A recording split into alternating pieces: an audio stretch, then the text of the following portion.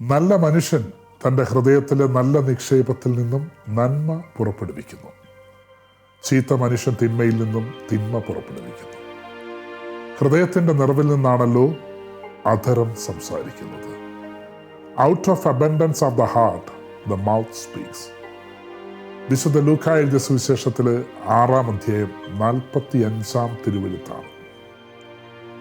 ദൈവം ഒരിക്കലും തൻ്റെ മക്കളിൽ നിന്നും വിലകെട്ട വാക്കുകൾ പറയുന്നത് കേൾക്കാൻ ആഗ്രഹിക്കുന്നില്ല.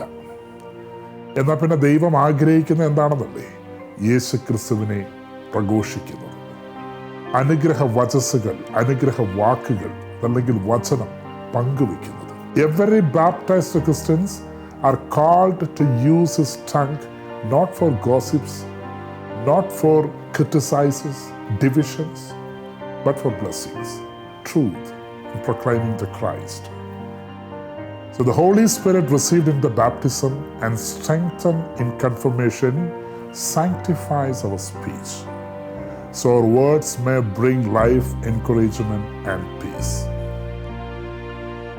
ആത്മാവ് സഭകളോട് പറയുന്നത് എന്തെന്ന് ചെവിയുള്ളവർ കേൾക്കട്ടെ.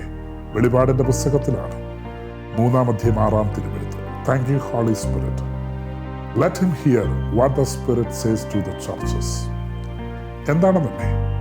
എഫെസോസ്കാർക്ക് എഴുതിയ ലേഖനം 4-ാം അധ്യായം 29-ാം തിരുവെഴുത്ത്. നിങ്ങളുടെ അധരങ്ങളിൽ നിന്നും തിന്മയുടെ വാക്കുകൾ പുറപ്പെടാതിരിക്കട്ടെ. കേൾവിക്കാർക്ക് ആത്മീയ ചൈതന്യം പ്രദാനം ചെയ്യുന്നതിനായി അവരുടെ ഉന്നതി കുതുകും വിധം നല്ല വാക്കുകൾ സന്ദർഭമനുസരിച്ച് സംസാരിക്കുക. Let no evil talk come out from your mouth, but use what is useful for building up. അതുകൊണ്ട് ക്രിസ്തുവിൽ ഏറ്റവും പ്രിയപ്പെട്ടവരെ, സഭയുടെ മതബോധന ഗ്രന്ഥത്തിൽ പ്രബോധനം ഇപ്രകാരം നമ്മളെ ഓർമ്മപ്പെടുത്തുകയാണ്. 2472-ാം ഖണ്ഡികയിലാണ്.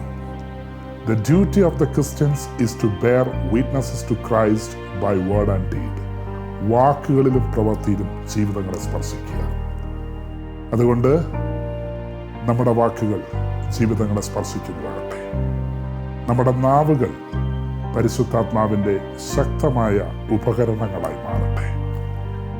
May our tongue become very powerful instrument of Holy Spirit to speaking the faith, hope, and love wherever we go. So stay blessed, holy day in Christ. Hallelujah.